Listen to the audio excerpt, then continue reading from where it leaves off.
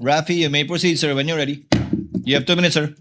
Wag muna, Mr. Presiding Officer, point of order lamang muna to. Yes, what is your point of order, Honorable Tulfo? Kasi kahapon, nabanggit na si Attorney Pua, magaling na abogado siya, ay pumunta sa COA, tama, para makipag-usap tungkol dun sa sinasabing audit query. Now, hindi po pa conflict of interest yun para siya ay mag-represent dito ngayon sa natin, pinag-uusapang confidential funds when in fact, siya mismo pumunta doon sa COA office para makipag-usap sa kanila. What do you think, Mr. Presiding Officer? The respondent in this case, Senator Judge Tulfo, is the Honorable Vice President, Sara Zimmerman Duterte. Attorney Poa, although he served under the office of the Vice President, I believe, and even under DepEd, is not a named respondent to this case. And in fact, is one of the lawyers, as you can see, of the respondent. There is no, I believe there is no conflict with respect to that, given that he is not the one in trial in this case. Okay, I rest my case, Mr. Presiding Officer. Ngayon, Pwede nang simulan ni Anika. yung oras. Yes. Mr. Witness, bukod sa OVP at saka DepEd, we're talking about confidential funds, meron pa ba ibang ahensya ng pamahalaan na inaudit nyo ang kanilang confidential funds? Based on the GAA po, meron may mga other agencies na may allotment for confidential fund. Kaya nga, meron kayong mga na-audit. Yes po, Your Honor. At dito sa mga ahensyang na-audit ninyo, magkapareho bang utilization nila ng confidential funds sa OVP, DepEd under BP Sara and those agencies na in-audit nyo? Yung utilization naman po ng confidential fund ay separate and distinct for every agency since yung kanilang utilization ay based on their mandate or operations. Okay. Sila ba'y gumamit ng mga aliases, gumamit ng mga pangalan chichirya, etc.? Yan Para po sa ay mga informants? yan po ay hindi ko na ang alam ko po ay hindi ko po ma-determine based on the documents submitted since hindi naman po naka-indicate dun sa kanilang submission na yung mga pangalan na nandun ay aliases or not. Okay. Noong April 2026, nag-issue kayo ng disallowance sa OVP and its officers para at the same time ipinasusoli nyo yung parte ng confidential funds. Can you repeat your question po, Your Honor? I think that was April of 2025. Nag-issue kayo ng, pinasusoli nyo ilang parte ng confidential funds ng OVP. I do not have personal knowledge na po about yan since wala na po ako sa ICFAO noong February 12, 2023 po. Okay. Anong reason ba't pinasusoli yung parte ng confidential funds na disallowed? What are the reasons?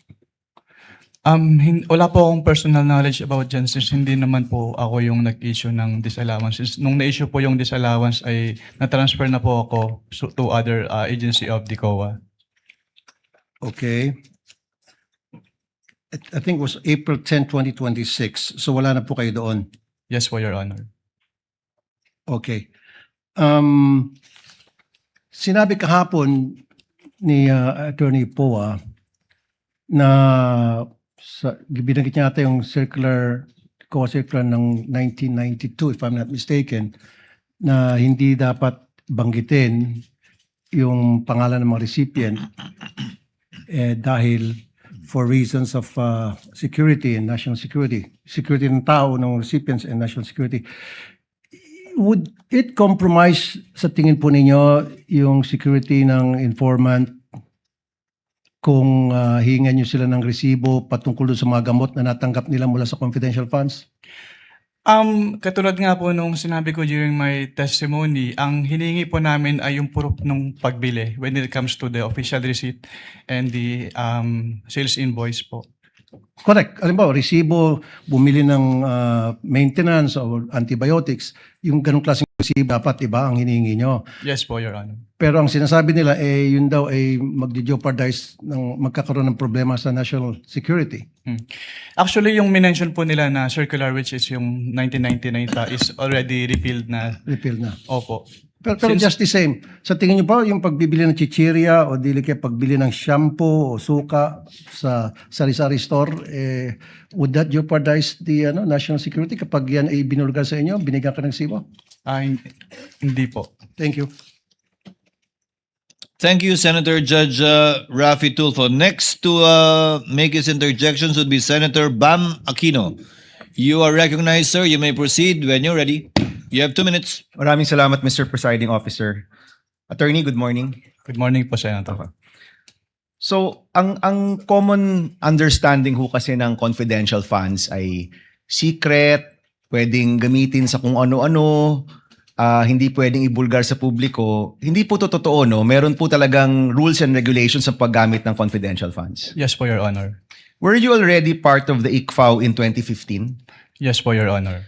So yung pinakitang memo nung 1992 at itong memo na pinag-usapan natin na circa 2015, parang magkaiba siya, no? Yes po, Your Honor. Do you know the reason why the rules changed with regard to the usage of confidential funds?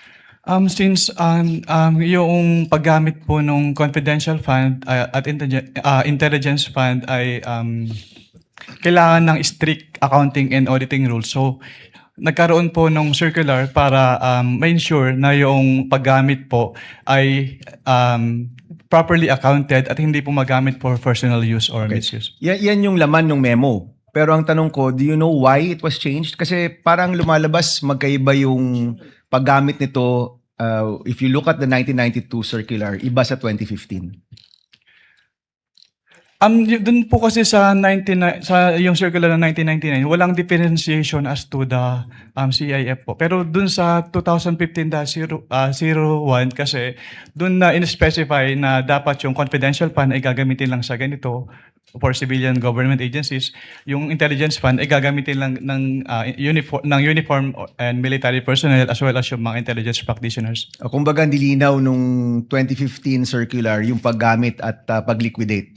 Yes po, Your Honor. And is there a new circular after 2015 or ito pa rin yung ginagamit ninyo? Yan pa rin po yung ginagamit, Your Honor. Okay, second question.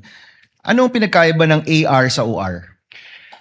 Ang OR po kasi, ini-issue po siya ng mga pinagbilhan na BIR registered.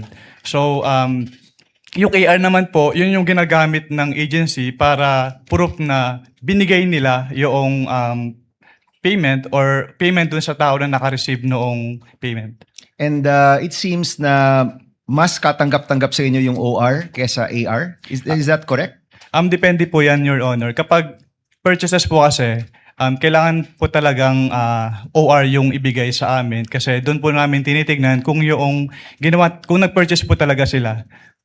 Kasi official receipt, acknowledgement receipt, sabihin ng tao, pareho namang resibo, parehong receipt. Ano pinagkaiba niya? Yung acknowledgement receipt po kasi, ina-acknowledge doon nung recipient ng payment na natanggap niya yung payment. Pero yung OR po kasi, parang yun yung proof na nag-purchase si agency doon sa pinagbilhan nung item. Nung item. So pwede mong matrace. Kung OR, pwede niyong matrace. Yes po, Your Honor. Kung AR, pwede niyo po ba itong matrace o hindi na? Pag AR po kasi, kung ano lang po talaga yun nandun sa face nung document, yun lang po yung basis namin since document-based po yung audit namin. Pag AR po kasi, makikita lang po doon kung saan binili. Okay, yun lang yung information. Tsaka kung sinong tumanggap. Opo, yung pinagbilan po. Okay, dito naman sa tumatanggap, no, allowed ba yung code names? Allowed ba yung alias sa inyo? Based on the provision of the joint circular, it is neither allowed nor prohibited po since silent po yung joint circular as to that. Is that as of 2015 or even in previous liquidation of confidential funds? Wala. Based on my recollection po, even yung dating circulars po, buhat nung nag-assume po ako sa ICFA, wala naman pong provision as to the use of aliases. So bawal ang paggamit ng alias. The circular is silent po. Okay. Para sa inyo, kung alias, yung paggamit ng alias ay bawal, so hindi importante kung may ibang tao ito, totoong tao ba to, basta yung pangalan na binigay sa inyo, ang expectation nyo, totoong tao yan. Based on that, kasi ang katulad nga po ng sinabi ko, document-based po kami. So wala po kaming way to determine if this is an alias or not po. Oh, but in general, ang tinatanggap yung dokumento, dapat totoong tao. Yes po, Your Honor. Okay, next. Did you have any, napag-usapan nyo kahapon yung dealings nyo with OVP nung lumabas na or malapit nang lumabas yung AOM? Previous to that, meron ka bang dealings with OVP? Wala na po, Your Honor. So walang kumausap sa inyo, walang nagtanong kung paano to dapat i-liquidate, apart from the meeting which included Attorney Poa. Wala na po akong maalala, Your Honor. Okay. Last question lang, Mr. Presiding Officer. Please wind up. Yung notice, yung AOM, ibig sabihin yan, may chance pa kayong i-correct, di ba? Yes po, Your Honor. Pag notice of disallowance na, may chance pa ba yung i-correct o naniningil na? Actually, the moment that we issue notice of disallowance, ni-require na po yung accountable officers to restitute po yung amount And to involved. your knowledge, is there a notice of disallowance for the OVP and DepEd funds? Wala po akong personal knowledge, pero nakita ko po sa news po, so I was made aware na may end din na po yung OVP 2022. So may notice of disallowance na ang OVP for the 500 million pesos. For 125 million pesos po for the fourth quarter of 2022. So sinisingil na yan kay Vice President Duterte. Yes po, Your Honor. Okay, thank you, Mr. President. Thank you, Senator Judge Aquino. Next to make his interjections is Senator Judge Pangilinan. You're recognized, sir. You may proceed when you're ready. You have 2 minutes. Mr. President, Mr. Presiding Officer. Magandang umaga, Mr. Witness, Ginoong Mawil. Wamil po. Wamil. Magandang umaga po, Your Honor. Yes. Nabanggit nyo sa inyong testimonya kahapon at nung isang araw na yung tinatawag na supporting documents, kasama dyan ay either sales invoice o official receipts. Tama? Yes po, Your Honor. Okay. Let me backtrack a bit. 10 years kang nasa ICFAO, tama? Yes po, Your Honor. Almost 10 years po. Okay, without mentioning the agencies, ilang agencies na gobyerno ang na-audit mo tungkol sa confidential funds? Marami na po. Pag sa NGAs po, parang nasa 30 plus na po yung na-audit ko. And sa LGUs, marami na rin po. Hindi ko na po mabilang kung ilang agencies So, na po yung more na-audit. than 30. Yes po, Your Honor. Okay. Sa mga ahensya na ito, 30 ahensya, masasabi mo ba na nire-require din yung liquidation ng official receipts at ng sales invoice? Yes po, Your Honor. Kasi yung requirement po ng circular ay ini-enforce po namin sa lahat ng agencies na ino-audit po namin. So sa 2022, from December 21 to December 31, ilang sales invoice o kaya official receipt ang kasama dun sa mga liquidation report? Wala po sinabit sa amin, Your Honor. All right. Thank you. Thank you, Mr. Presiding Officer. Thank you, Mr. Senate President. Next for his interjections would be Senator Judge Joel Villanueva. You are recognized, sir. You may proceed when you're ready. You have 2 minutes. Thank you, Mr. President. Mr. Witness, are you aware of ESI 100?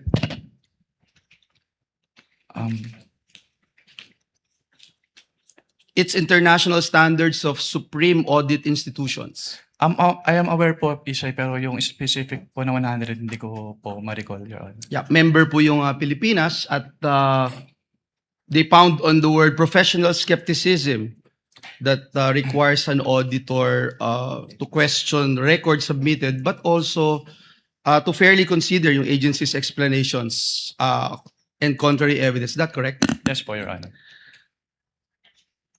Para lang maintindihan natin, actual nyo po bang sinuri ang mga transaksyon? Ibig sabihin, isa-isa po ba itong ini-examine lahat? Gumagamit ba kayo ng sampling, piling transaksyon, o yung sinusuri? Gumagamit ba kayo ng materiality threshold sa pagpili at evaluation nito? Hindi po, Your Honor. Lahat po ng documents ay ini-evaluate po namin. So lahat, meaning gusto kong maintindihan, dinutugmaan nyo po ba yung bawat transaction from original receipts, accomplishment reports at iba pa? Yes po, Your Honor. And how do you, hindi ko maintindihan, when you're purchasing an information, paano kung bibigyan ng official receipt? Your Honor, kapag, ang katulad nga po nung sinabi ko kanina, kailangan ng official receipts kapag binili po mismo from the supplier. So, ibig sabihin sa supplier lang. Sa tao, hindi kailangan ng resibo. Yes po, Your Honor. Malinaw po yon. Pag sinabi pong resibo, OR po. Pero pag purchase of information, inaalaw po namin yung acknowledgement receipts po. So, you allow acknowledgement receipt. Dahil information yung binili, wala namang industriya na nagbibigay ng resibo for information that they're selling. Yes po, Your Honor. Sa madaling salita po, yung findings po ba ninyo ay batay lamang sa deficiencies in the documents submitted o nakukumpirma nyo rin po na sa pamamagitan po ng inyong independent verification? Ang audit po kasi namin ay document-based. So kung ano po yung nilalaman ng documents vis-a-vis yung provisions ng joint circular, yun po yung nagiging basis for our findings po. So hanggang dun lang sa dokumento na ibinigay, wala na po kayong ibang ginagawa to go out of your way and do your independent findings. Yes po, Your Honor. Ngayon po, Mr. Wamil, Attorney Wamil, para malinaw po sa atin, kayo po ba mismo ang nag-audit nitong bawat transaksyon at naghanda ng initial findings o meron po kayong team? Ako lang po, Your Honor. At kayo lang po ang nagre-review nito bago maging final report? Hindi po. Meron po akong division chief. Siya po yung nag-review, Your Honor. At dun po sa proseso nyon, ano-ano ho yung material findings, recommendations, and conclusions na maaring idinadagdag o inaalis o binabago ng inyong ino-audit? At bakit po?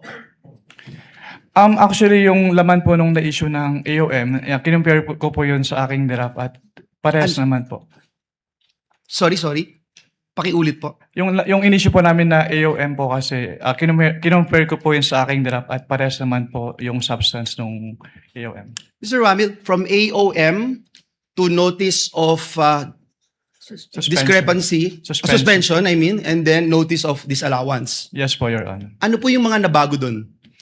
Kapag AOM po kasi, parang nire-require po namin, based on the joint circular. Sir, ang question ko po, ano po yung nabago? Ibig sabihin from AOM, nabago po, di ba? Kasi binanggit nyo sa kanila, ito yung hinahanap namin. Yes, Wala po. pa rin po. Nag-issue na ho kayo. Sa pangalawang stage, nag-issue na po kayo ng notice of suspension. Yes po, Your Sa Honor. pangatlong stage, nag-issue na kayo ng notice of disallowance. Dun sa stages po na yon, marami po bang nagbago? Para ho kasing sinasabi natin dito, hindi pa rin po sila sumunod sa pangatlong pagkakataon, sa ikatlong stage. Yes po, Your Honor. Actually, ang na-issue ko lang po ay hanggang notice of suspension, pero discuss ko na lang po din yung contents ng notice of suspension. Una po... Sige po, from AOM to notice of suspension. Ay, sige po. Yes. I'm winding up, Mr. President. It's the same question that I'm asking because we don't want to talk about the notice of disallowance from AOM to notice of suspension. Okay po, Your Honor. Since nung nag-issue po kami ng AOM, wala pa silang documentary evidence of payments. So, sinabit lang po nila yung documentary evidence of payments sa ICFAO upon receipt na nila nung kanilang AOM. And then, dun po sa aming notice of suspension, upon evaluation of their responses dun sa aming AOM, at kasama na rin po dun yung documentary evidence of payments. So, doon na po namin nakita yung mga payment of rewards na cash, medicines, and in various goods. Tapos, nakita din po namin yung mga purchases nila na walang official receipts or sales invoice na supporting document. And then, yung mga date po ng payment ng kanilang acknowledgement receipts ay naka-date po ng December 2023 at yung iba po ay walang date. And then, Your Honor, may I be allowed po to refer to the NS for the... Thank you, Mr. Presiding Officer. This is very important because it shows that the agency were given chances, 3 stages para mag-submit ng hinihingi po ng ating COA. Kindly wind up, Senator Yes, Judge this is the last Villanueva. question, Mr. Presiding Officer. Thank you.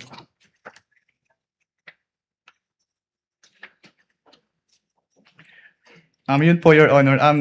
Doon po sa NS po namin, nagkaroon din po kami ng findings na mas malaki yung amount nung kanilang expenditure based on the acknowledgement receipts compared to the accomplishment report ng 150. Which was not present in the AOM. Yes po, Your Honor. Thank you. Salamat po, Mr. President. Thank you, Senator Judge Villanueva. Senator Judge Risa Ontiveros is recognized. You may proceed, ma'am, when you're ready. You have 2 minutes.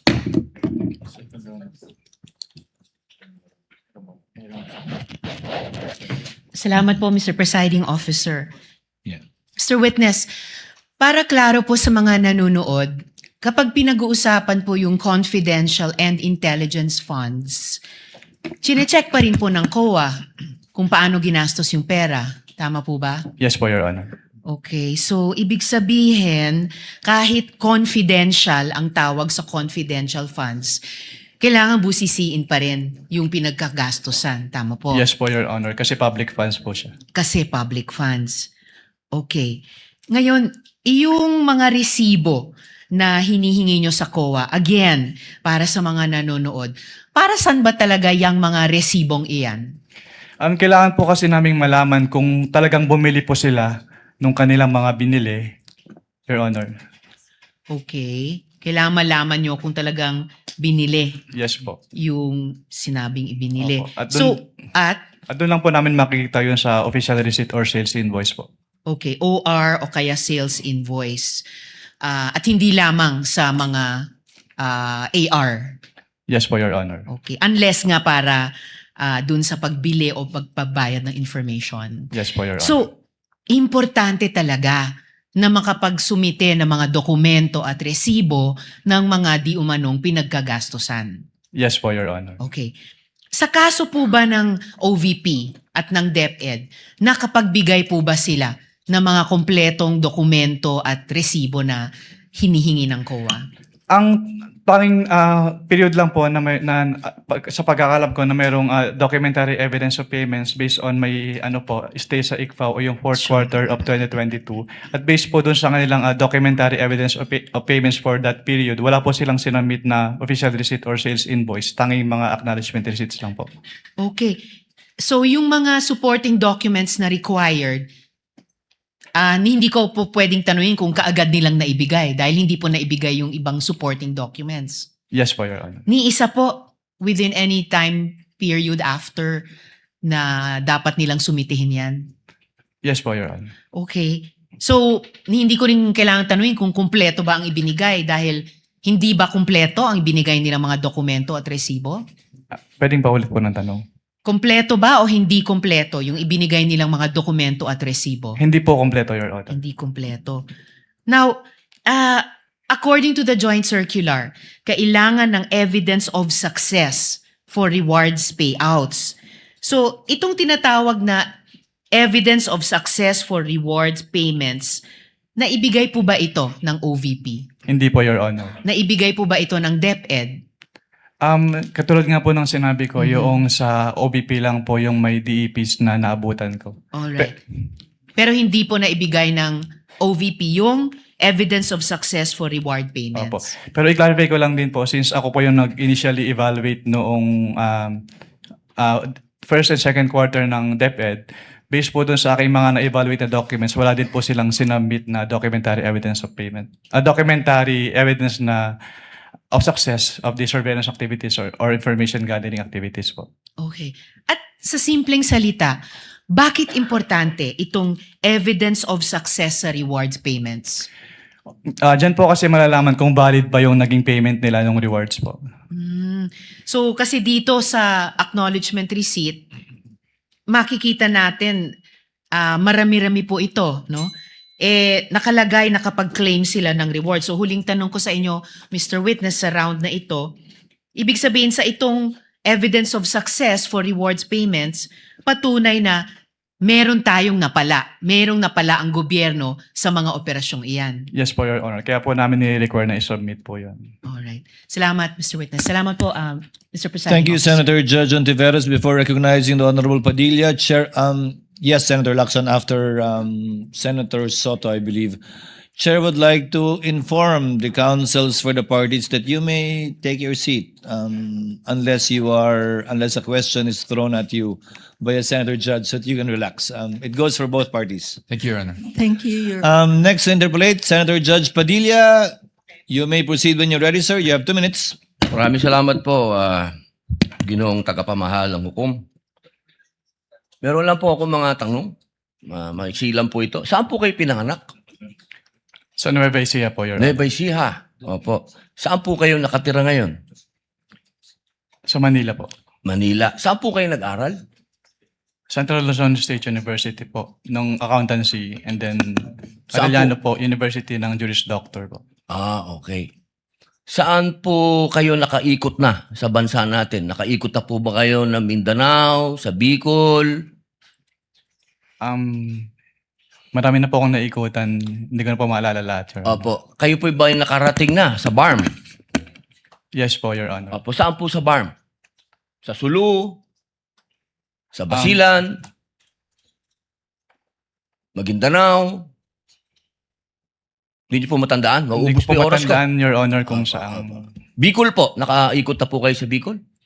Yes po, Your Honor. Saan po sa Bicol? Sa Camarines Norte? Sa Camarines Sur po. Sur? Sa Norte, hindi pa po. Hindi ko po maalala kung Nakaikot na po kayo sa mga bundok. Saan po, Your Honor? Mga bundok. Yes po, Your Honor. Nakita niyo na po ba ang pangangailangan ng mga tao sa malayong lugar? Katulad ng gamot. Katulad po ng pagkain. Wala naman po akong na-observe, Your Honor. Ayun, wala. Hindi po kayo exposed. Exposed po ba kayo sa threat ng terrorism sa bansa natin? Nabalitaan niyo po ba ang ISIS, ang NPA, ang Abu Sayyaf? Exposed po ba kayo doon sa mga balita? Sa news po, may Sa mga news. nabalitaan po ako, Your Honor. Opo. Alam niyo po ba na kung gaano nakagrabe ang terrorism? Wala po akong threshold, Your Honor, to determine that. Wala po. Pero kayo po ang humahawak ng investigasyon patungkol sa confidential fund. Tama po ba? Hindi po siya investigation, evaluation po. Evaluation. Ako, tama-tama. Ibig po sabihin, kahapon po, sinabi ninyo na gumawa lang kayo ng preliminary investigation. Tama po ba? Preliminary inquiry. Hindi po, part po siya ng process namin na mag-issue po kami ng AOM. Opo. So, ibig po sabihin, kahapon kasi narinig ko parang yung ginawa nyo, preliminary lang. Yung AOM po, preliminary lang. Opo. Hindi po yun konklusyon. Kung ang tinutukoy niyo po ay yung... Meron po kasing provision as to the joint circular as to tinatawag na prima facie. Pakisagot na lang po kung conclusion ba po yun? Final? Hindi po kasi we require So, hindi them- po final. Based Boss, on the AOM po, konti lang po oras ko, hindi po final.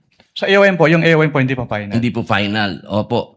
Kayo po ba ay naniniwala na ang mga confidential agent ay dapat magpakilala?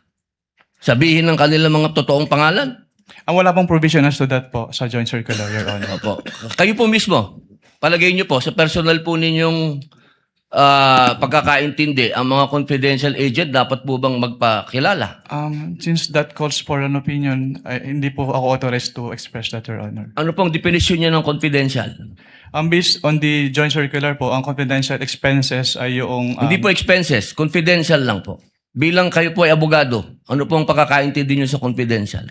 classified po, Your Honor. Okay. Boss, sa next na lang po akong round.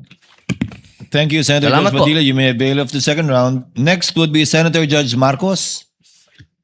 You are recognized, ma'am. You may proceed when you're ready. You have 2 minutes. Thank you very much, Presiding Judge.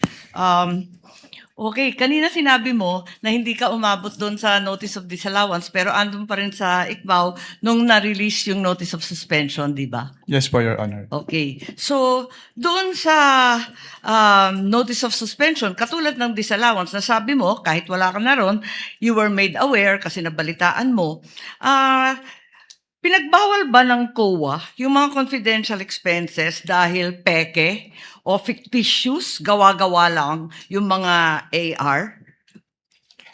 Anong pong notice yung tinutukoy niya po, Your Honor? Doon sa mga AR ng OVP, meron bang sinabi na gawa-gawa lang, hindi tunay, peke? Dahil hindi po yan yung focus ng audit namin, wala po may basis para magkaroon ng findings po doon sa mga sinasabi niyo. So ang sagot, no. Walang sinasabi na fictitious yung AR. At doon sa AOM, pati sa suspension, gano'n na rin sa ND, sinabi ba ng COA na yung AR and documentary evidence of payments, yung DEP, peke, falsipikado, huwad? Since hindi po yan yung focus ng audit po namin, wala po kaming findings about that, Your Honor. Sinabi ba doon na falsipikado yung DEP at saka yung AR? na it was forged, kumbaga? Wala pong ganong findings, Your Honor. Wala rin, di ba? At doon sa mga pangalan ng mga recipient ng award, tama ba ako sa pagkaintindi na hindi rin sinita ng COA yung mga kakaibang pangalan tulad ng Mary Grace Piatos, Andy Lim, etc. Ang sinabi at binanggit talaga ng COA ay yung mga datos na hindi tumutugma. Tama ba? Since what we did is compliance audit po at wala namang provision yung circular as to the use of aliases, yes po, wala po kaming findings. Kasi about that. sabi mo nga, neither allowed nor prohibited. Tama po. So, doon sa AOM at sa notice of suspension, the names of these reward recipients was never raised by COA. Di ba? Yes po. Tama. Dahil nangyayari talaga na kakaibang pangalan ang binibigay kapag confidential or intelligence fund. Kaya isa pang tanong ko, dun sa notice of suspension, pati na rin sa ND, ang pagkaintindi natin, final ba ito o hindi? Kapag sinabi po kasing notice of disallowance under the joint circular, meron na pong obligation to restitute agad. Tama, final siya sa COA. Pero kahit ang desisyon ng COA, pwedeng dalhin sa Supreme Court para maging pinal na pinal. Di po ba? I-clarify ko lang po, kapag dumating na po kasi sa Supreme Court, ang tanging ground na lang po dyan ay grave abuse of discretion amounting to lack or excess of jurisdiction. So wala na pong kinalaman po yung factual matters. Ganun nga, talaga naman na matters of fact, hindi naman rin na-raise sa Supreme Court. Tama ka doon.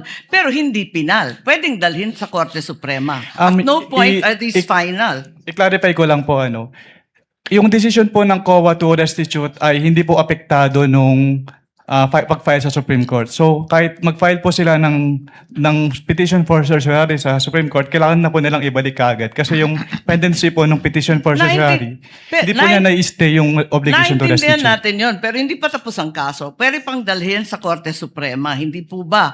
At saka dun sa notice of suspension, balikan ko lang, was there a finding na ginamit sa pansarili yung mga confidential funds ng OVP? That is a presumption po under the joint circular. Misappropriated ba yun? Kindly wrap up. That is a presumption po. Hindi po kailangan directly sabihin kasi nagkaroon po ng presumption. Pero hindi sinabi. Sa madaling sabi, Pero dahil wala presumption talagang po siya, hindi po siya kailangan sabihin, Your Honor. Naintindihan ko, pero wala doon. Is there a COA finding na ninakaw ang confidential funds doon sa various AOMs and notice? Meron bang sinasabi doon na ninakaw? It was stolen? There is a prima facie evidence na nagamit po siya for personal use for benefit under the joint circular. Kaya nga. Kindly wrap up, Senator Judge Marcos. Yes, You're gonna avail of I round two. am done, but I have questions kung may second round. There will be a round two, and I will register you, Senator Judge Marcos. Thank you. Senator Judge Ejercito is recognized. You may proceed, sir. And when you're ready, and you have 2 minutes. Yes, thank you, Mr. Presiding Officer. Siguro dagdagan ko na lang din nun. Ito tayo tinatanong na rin yung tungkol doon sa mga paggamit ng mga alias sa ating mga senator judges. No? Dahil alam naman natin na kinakailangan din na lehitimong may pangangailangan na protektahan, no? Dahil nga confidential itong mga information. Ang sa ilalim ng Joint Circular number 2015-0, paano dapat maprotektahan ang pagkakakilanlan ng mga confidential informant? Wala pong provision as to that, Your Honor.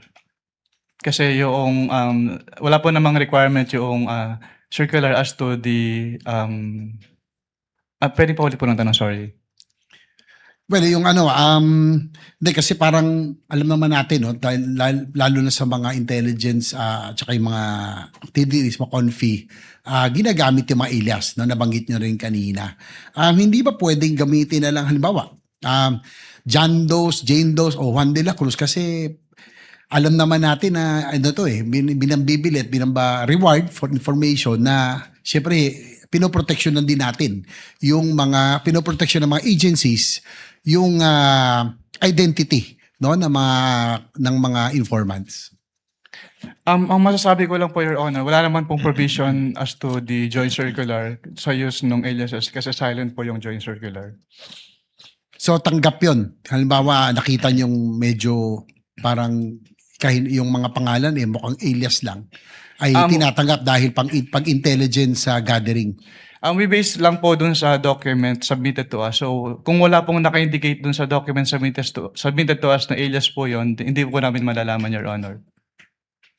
Tapos meron ding dapat may coordination paggamit ng intelligence or confidential fund. May coordination with law enforcement agencies, tama po ba? Yes po, based on the joint circular po, Your Honor. So doon po, tanong ko lang po, meron po bang o may nakita po ba kayong naganap na coordination with the agencies, no? Of course, yung PNP, AFP, PIDEA at iba pa, NBI na ginawa ang halimbawa OVP in this case sa kanilang paggamit ng confidential funds para sa sinasabi nilang confidential programs. Based on the documents submitted po sa ICPA, wala po, Your Honor. Dahil sinasabi ng ng joint circular, kung di ako nagkakamali, na kailangan may proper coordination ang paggamit ng confidential funds with these law enforcement agencies. Yes po, based po on the joint circular, Your Honor. Isa ba ito sa mga findings ng COA sa IOM o sa audit observation memo or notice suspension or notice of disallowance na inilabas laban sa OVP, yung walang coordination? Wala po kaming naging findings about dyan, Your Honor. Last, Mr. Presiding Officer, doon sa course ng iyong audit, Mr. Attorney Wamil, did you see any evidence o may ebidensya ba kayo na si Vice President personally ang tumanggap, ang nakakuha o nagbenepisyo doon sa Confidential Intelligence Fund? Based on the documents po, wala po, Your Honor. Wala po akong personal knowledge about that po.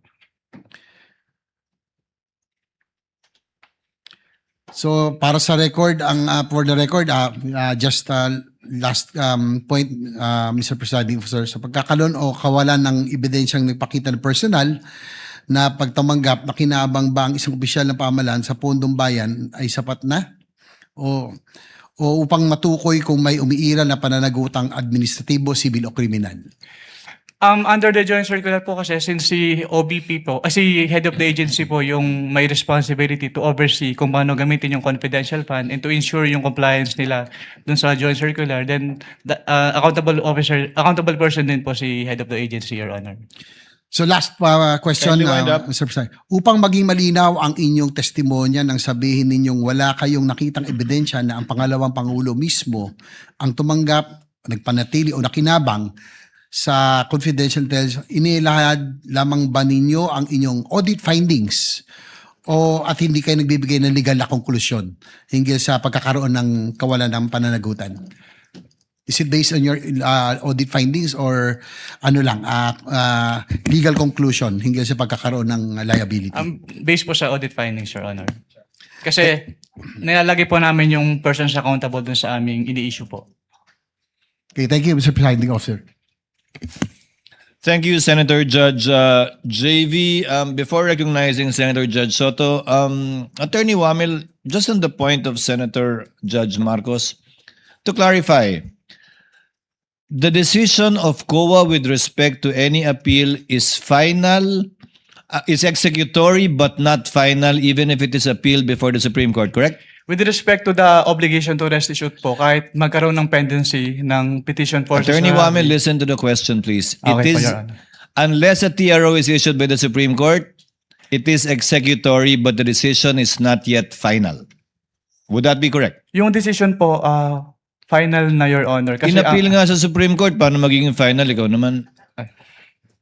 A decision of the COA executory na po, Your appealed to Honor. the Supreme Court is executory unless a TRO is issued but is not yet final. Yes po, Your Honor. That is a correct statement. Opo. Thank you. Senator Judge Soto, you are recognized, sir. You may proceed when you're ready. You have 2 minutes. Thank you, Mr. President, Mr. Presiding Officer, Mr. Witness. In your testimony, August 3, upon direct examination by the prosecution counsel, you were presented representative samples of selected forms. The question 845 acknowledged receipts, if I remember it right. Correct ba yun? Yes po, Your Honor. All right. Sinabi nyo na kayo ay gumawa ng observations doon sa mga acknowledgement receipts nito kung saan ilan dito ay pinagagamitan ng confidential funds ay hindi naaayon sa Joint Circular 2015-01. Ngunit may mga acknowledgement receipts according to how I recall it na wala naman kayong observations, ano? Yes po. Sapagkat ang pinaggamitan ng pondo ay naaayon sa nasabing circular. Tama ba? Yes po, Your Honor. Alright. Halimbawa, yung acknowledgement receipt ni Mary Grace Mary Grace Piatos na 70,000 for medicine, walang supporting documents. Kaya gumawa kayo ng observations. Yes po, Tapos Your Honor. yung doon naman kay acknowledgement receipt ni Janice Marie Revilla, 70,000 at Patty Ting na 150,000. Wala kayong observations. Dahil ang pondo ay ginamit sa purchase of information na pinayagan o allowed ng nasabing circular. Tama ba? Yes po, Your Honor. That's the way I recall it. All right. Okay, now, ito ngayon ang tanong ko. Out of these 845 acknowledgement receipts na pinag-uusapan sa kasong ito, ilan ang nagawa nyo ng observations dahilan sa kawalan ng supporting documents? Hindi ko na po matiyak kung ilan yung exact number po, Your Honor. Ilan ng, well, then my next question will not be answered because tatanong ko, ilan yung walang observations? Pwede ko po pwede po ako mag-refer sa tabulation po, Your Honor. Please. You can refer to your tabulation table that was earlier marked. Assisting counsel, can you show him the previously marked evidence pertaining to his tabulation or summary? Assisting counsel for the respondent may also approach, should he so desire.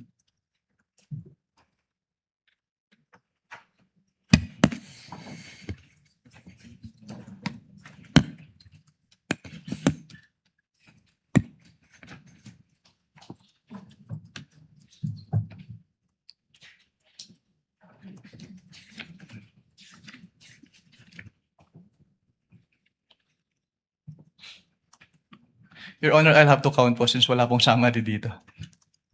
What do you mean? You have to count the 845. Yes po, Your Honor. Wala kang percentage man lang. Since personal notes ko lang po ito, Your Honor, raw tabulation lang po siya. So you would not have a... Gano'ng katagal nga abutin niya kung bibilangin mo?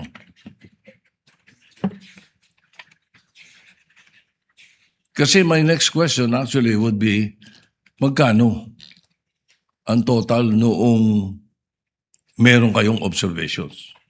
At magkano yung wala?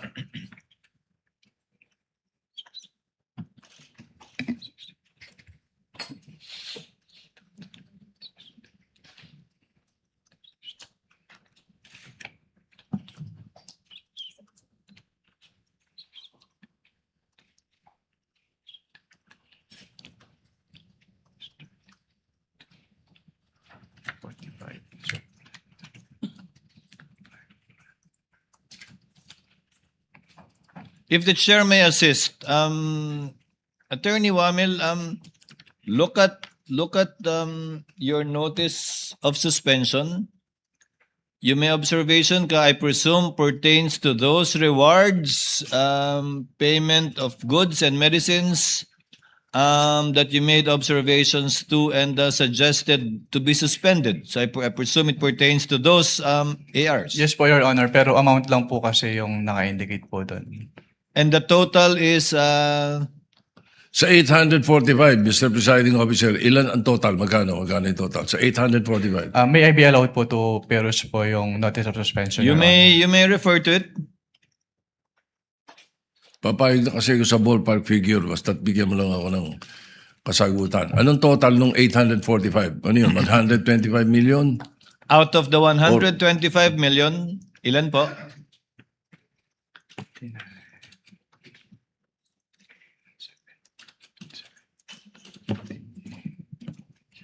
Your Honor, please. Let's wait for the witness counsel to answer. He's referring to your marked exhibit, the notice of suspension. I believe it's on the first page, Attorney Wamil. Sa first page po, with respect to the payment of rewards po, 59,787,000 pesos po, Your Honor.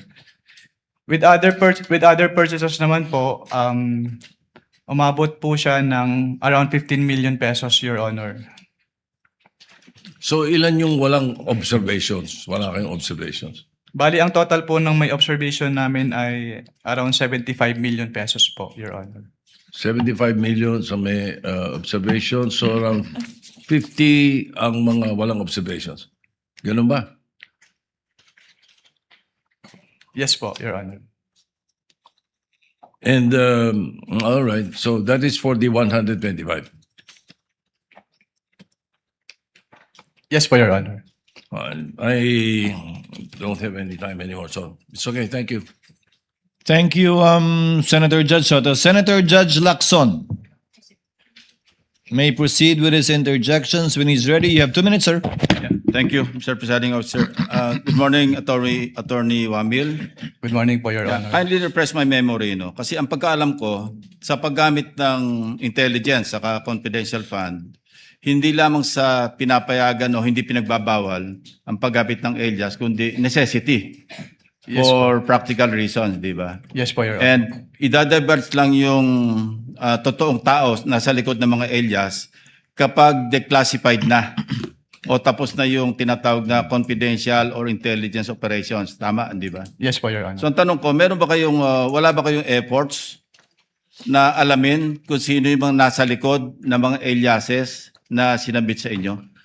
Since document-based lang po kami, Your Honor, hindi na po. Wala na po kami. Yan ang susunod yung tanong. Ano? Bakit paper audit lang kayo? Wala kayong physical? Parang bitin yung inyong pagsasagawa ng audit. Kasi paano nyo malalaman kung legitimate yung pumirma doon sa acknowledgement receipts kung hindi nyo inaalam kung meron bang totoong tao na nasa likod noong mga aliases na yon? Opo. Since what we do po in ICFAO po is compliance audit lang po, Your Honor. So kung ano lang po talaga yung provisions na nasasaad dun sa joint circular, yun lang po talaga yung ginagawa namin, Your Honor.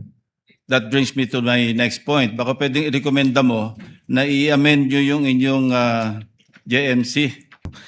Yung ibang ahensya na ino-audit ninyo, gumagamit rin ba sila ng alias? We wouldn't know po kasi dun sa mga document na sinasubmit sa amin, hindi naman po naka-indicate if it is an alias or not. And it's not up to you to find out whether these are aliases or not? Yes po, since wala nang pong provision dun sa joint circular, Your Honor, with respect to the Okay. aliases. So itong paggamit ng alias, to your knowledge, hindi nyo alam sa mga ino-audit ninyo, but to your knowledge, gumagamit ba ang ibang ahensya ng mga alias? I wouldn't know po since katulad nga po, hindi naman po bukod dun sa sinasubmit nilang documents, wala pong naka-indicate na yung name ay alias po. And the position of COA is hindi ito bawal pero hindi rin to pwede. Yes po, kasi silent po yung joint circular, Your Honor, as to that. Okay, but your appreciation is totoong tao ito. Kasi may pirma. Tama ba? Lahat ba ng AR may pirma? Sa pagkakaalam ko po ay meron naman po. So kung alias at di ko naman pangalan to, pipirmahan ko pa rin. Or pag alias ba ay dapat wala nang pirma? I wouldn't know po if it is an alias since wala naman po naka-indicate dun sa document that it is an alias po. Okay, and we'll give the defense their time later on during their part to talk about this more as part of their strategy. Sige, let me change topic. Ito yung mga tanong ni Presiding Officer, ni Senator Cayetano rin. Yung pag-escalate from AOM to notice of suspension, to notice of disallowance, to referral to the Ombudsman for cases. Years ba ito? Time ba ito? Oras ba ito? Ano yung decision point ninyo para iakyat to the next level yung or i-escalate to the next level yung mga utos ninyo? May clarify po kung ano po yung next level po. So from AOM to NS and NS to ND, and ND to referral to OMB? Kapag AOM po, meron po silang 15 days to reply to the AOM. Tapos kapag hindi pa rin sila compliant with the findings po, that's the time that we issue a notice of suspension. At kapag nakareceive po si agency ng notice of suspension, meron po siyang 90 days within which to comply.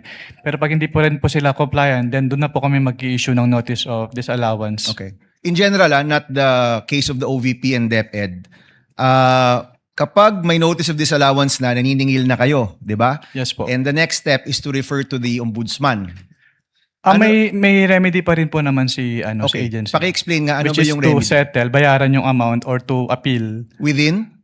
within 180 days po from the date of receipt po ng disallowance. Okay. So we will find out with the next witness when that notice of disallowance was at kung pasok pa rin sa 180 days. Kung wala pa rin sa 180 days, then you refer to the ombudsman? Yes po, kasi pag hindi po sila nag-appeal at hindi rin po sila nagbayad, nagiging final po yung decision and that's the time na we refer na po to the Office of the Ombudsman kapag hindi po sila nag-comply. At meron ka bang knowledge about the status of these disallowances right now?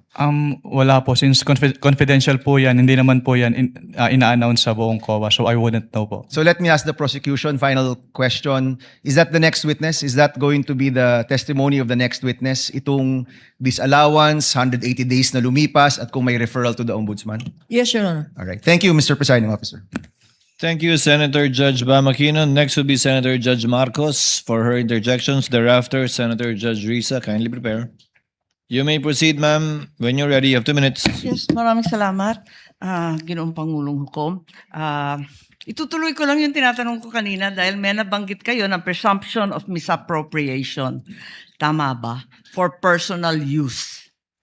Based on the joint circular po, meron po. Oo, tama. Pagkatapos nun, tinitingnan ko yung joint circular at maliwanag that the presumption for misappropriation arises against the accountable officer. Di ba? Yes, Against the accountable officer. Sino ang accountable officer? Maliwanag naman yung joint circular. Sa 3.1, sabi, yung officer whose duties permit or require possession of government funds. Hindi ba? Based on the joint circular po, may ganyang provision. Oo. So yung SDO talaga, yung Special Disbursing Officer has the possession, the custody. Tama yun, di ba? Yes po. O kung ganon, if the presumption na personal use, ayon sa 8.3 ng Joint Circular, failure of the accountable officer to liquidate any public funds is tantamount na nga to that presumption. Hindi Yes, po po. ba? Yes, So, ang tanong dito, sino ang accountable officer dito sa sitwasyon na to? Kasi ang liwaliwanag na hindi naman si Vice President ang payee. Hindi naman sinasabi na nasa kanya yung pera. Ang liwanag sa inyong joint circular that the Special Disbursing Officer is the one who was designated by the head of agency to have custody, di ba? And in the case of the OVP, si Acosta yon. In the case of DepEd, hindi ba si Fajarda yon? That is not entirely correct po, Your Honor. Because under the joint circular, it shall be the responsibility of the head of the agency first to approve yung cash advance. Pangalawa, to Oo nga. oversee yung agency-wide utilization. Pangatlo, to ensure compliance with the joint Unresponsive circular. po. And also po, inattest din po ni OBP yung Unresponsive po. Ang tinatanong ko lang, hindi ba yung designated, yung SDO, si Fajarda lang at si Acosta, hindi si VP, hindi siya yung payee eh. Ang liwaliwanag. pero ang sinabi niyo po kanina yung accountable officer. Kaya nga, so yung accountable officer, yung SDO, nasa JCB Hindi lang yan po eh. si SDO po yung accountable Hindi, officer, or. Your Honor. Ang sabi doon, head of agency or person designated. Oo, ang liwanag sa definition ng joint circular. Mag-yes or no ka lang. Kanina ka pa, inaaway mo ko lagi. Sorry po, Your Honor. But hindi po ako pwedeng mag-answer categorically since yun nga po yung provision But it's categorical. na yes or Why don't either you go yes back or to your either joint no po. circular? Yo po. Kapag sinabi po kasing Doon categorical, sa it's either yes definition, po ang or... liwaliwanag, SDO kapag na-designate ng head of office, di ba? But hindi po kasi doon na nalilimit lang yung term na accountable officer kasi may other provisions na applicable pa din po with respect to the term accountable officer. Asan? Kasi napakaliwanag doon sa definitions at pakaliwanag sa 8.3 ng Joint Circular. Yun nga po yung na-mention ko kanina. Interpretation na ninyo yun. Hindi Pinapalawak po. ninyo andun eh. Head of office, Hindi head po of agency, or designated. Hindi po, Your Honor. Kasi yun nga po, nakalagay po dun sa Sabi mo kanina yes, ngayon no naman. Wala po akong sinabing yes po, O Your sinabi Honor. mo kanina, oo, SDO nga in charge. Sinabi ko lang po kung ano yung, kinonfirm ko lang po kung ano yung SDO po, Your Honor. Attorney Wamel, kindly avoid arguing with I Senator apologize Judge po, Your Honor. Marcos. O sige Sorry. po. And kindly wind up, Senator Judge Marcos. Pwede lang itanong kasi nalito ako kahapon. Kahapon sinabi mo na si VP Sara lang ang first and only vice president that you audited na may confidential funds. Hindi ba? Sinabi mo yun, di ba? Yes po, Your Honor. Tapos, kahapon, nung pinakita ng depensa, yung SARO na si VP Binay, noong 22 December 2014, may binigay na 6 million kay VP Binay ang DBM. Alin ba ang totoo sa dalawang sinabi mo magkatunggali? Yung pinakita po kahapon ay special allotment release order po. Ano. So nagkakaroon po ng special allotment release order kapag Alam merong... ko kung ano ang SARO, matagal na, tumanda na po kami sa Yes po. gobyerno. Pero hindi po kasi yan niliquidate sa ICPAO. So we wouldn't know if it was Hindi, used or pero not. klaro, may katibayan na hindi ka isa-isang VP, si VP Sara. Your Honor, since hindi po nagsabit ng liquidation, Teka. hindi din po... Teka, nandun ka na sa ICBAO noong 2014, sabi mo, di ba? Yes po. O kaya nga, Opo. o di kahit si VP Binay may confidential funds, the only VP audited was VP Sara. Ganun ba yun? Since si VP Sara lang po yung nagsubmit ng liquidation. Pero Ba't hindi mo alam? if I may clarify po. Ba't hindi mo alam? Nandun ka na noong 2014. Dapat alam mo yun eh. If I may clarify po, Your Honor. Since wala pong budget dun sa GAA as to confidential fund at hindi naman po nag-liquidate si BPB9 nung kanilang confidential fund. So hindi pa namin alam kung ginamit at hindi na po nakarating sa Hindi, COA ang yung tanong, SARO po. nabigyan ng confidential funds, humingi at nabigyan. May SARO eh. We wouldn't know Yun if lang it is naman ang used po. tanong eh. Of course, you know, may SARO. Sinabi mo nga, totoo yung sarong yun. Anyway, alin ang totoo? Si VP Binay o si VP Sara? Talaga bang totoo yung dalawa o iisa lang? We don't know. Based on our records po, si VP Sara lang po yung may liquidation. So maraming we don't know ang COA? Ganun ba yun?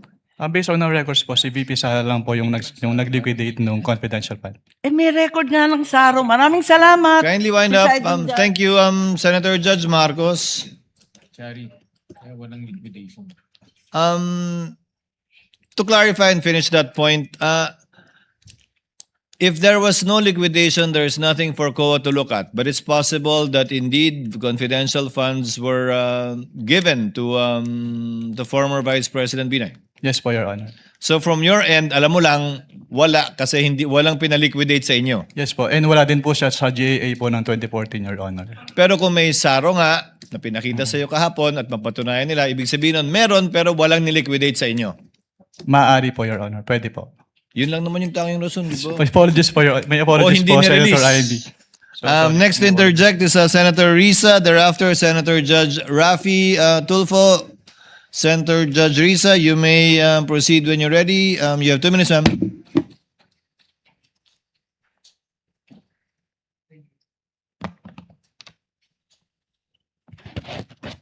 Salamat po, Mr. Presiding Officer. So, to clarify further and confirm, hindi nagbigay ng evidence of success si Vice Presidente, pero lumabas ang pera at marami ang nakatanggap ng reward. Tama Based po? on the documents po, Your Honor. Yes po. Yes, based on the documents. Now, based on your experience po, karanasan nyo bilang auditor, ano pang pinahihiwatig nito? Pwede pong pakiclarify Ano po yung pinahihiwatig na hindi nakapagbigay ng patunay ng success ng intelligence or surveillance operations, pero maraming lumabas na pera at maraming tumanggap ng reward? Ang ibig sabihin po niyan ay hindi po nag-comply yung OBP po dun sa requirements ng Joint Circular.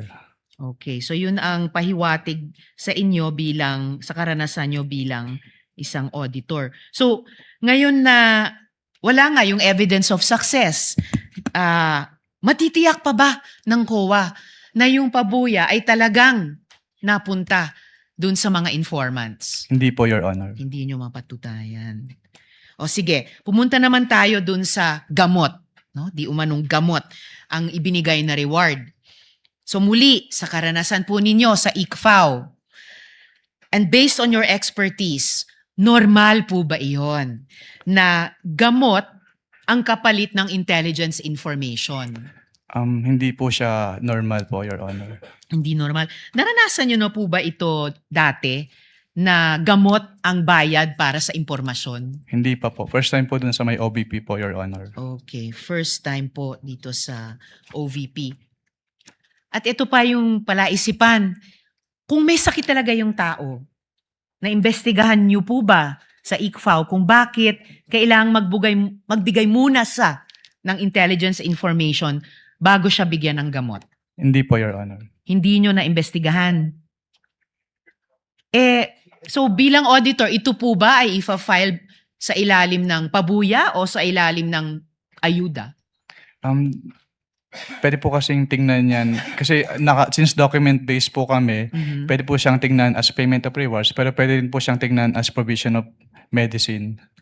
So pwede rin tignan as provision of medicine. So pwede rin siyang tignan na ayuda.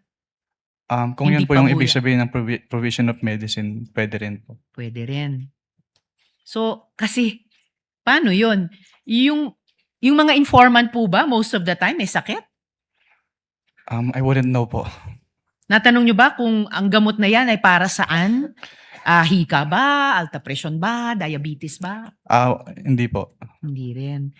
And ayon po dito, si Mary Grace Piatos, ayon sa isang acknowledgement receipt, si Mary Grace Piatos ay nakatanggap ng 70,000 pesos worth ng gamot bilang pabuya.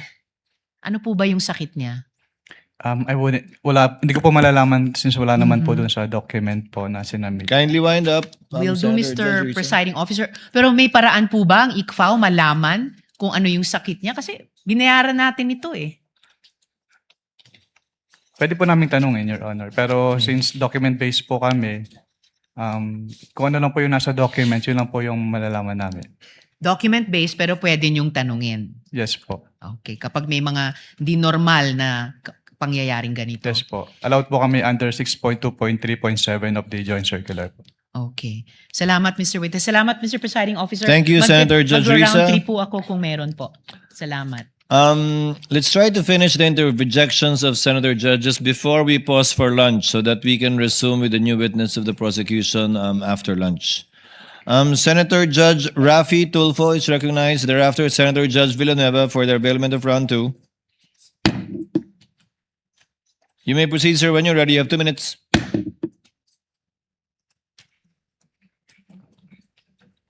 Thank you, Mr. Presiding Officer. Mr. Witness, sa panahon na kung saan nakabilang ka ng ICFAO at ikaw ay mga nag-audit ng mga ahensya ng gobyerno, meron ka na bang, bukod sa OBP at saka sa DepEd under PP Sara, meron ka na bang ibang agency ng government na na-issue niyo ng disallowance? Sa pagkakalap ko, meron na po. Ano itong mga agency na ito? Hindi ko po pwedeng i-disclose. Your Okay. Honor. At bakit? Bakit sila na-issue ng disallowance? Dahil yun nga po, since ang basis lang po namin ay yung Joint Circular, hindi po compliant dun sa provisions ng Joint Circular. Hindi compliant. Okay, so nung na-issue ng disallowance yung office ni BP Sara, ano yung naging tugon nila? Wala na po akong personal knowledge, Your Honor, kasi wala na po ako sa ICFAO. Okay. Nabanggit mo rin na ikaw nga'y pinuntahan sa tanggapan mo sa COA para magkaroon ng tinatawag na audit query. Yan bang kauna-unang pagkakataon lamang na meron government agency na pumunta sa opisina mo para makipag-usap sa'yo? May mga agency po na nagtatanong, nagsisik po ng clarification with respect to the provisions of the Joint Circular. Pero yung OBP po yung first time na nag-ask po ng audit query. OBP? Yes po. Okay. Noong mga panahon na pumunta sila sa inyong tanggapan, pinanganak na ba doon si Mary Grace Piatos? Hindi pa. Ay, Meron na bang Grace Piatos noon? hindi, wala po doon sa submissions nila po, Your Honor. Wala pa. Okay.